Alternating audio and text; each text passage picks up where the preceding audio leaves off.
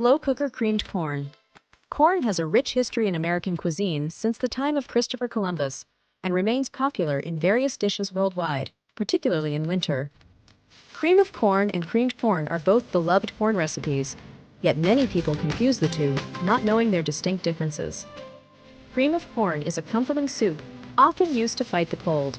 It involves ground corn kernels mixed with ingredients like cream, milk, and butter, creating a mild and fresh flavor. Children particularly enjoy the sweetness of cream of corn, and it's favored by parents for its simplicity and cost-effectiveness to prepare.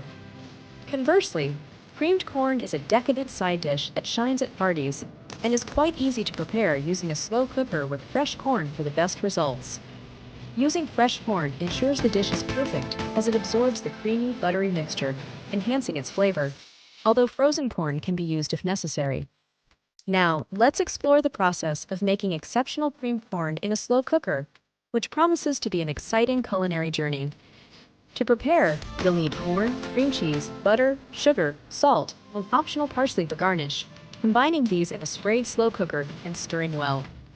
Cook the mixture on a low setting for about 3.5 hours, stirring in the parsley just before serving to maintain its vibrant color and freshness.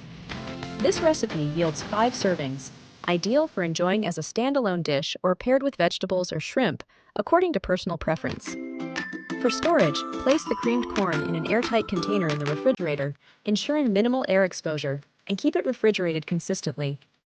Creamed corn can be stored for up to 2 weeks in the refrigerator, although consuming within a week is recommended to enjoy its optimal freshness and flavor.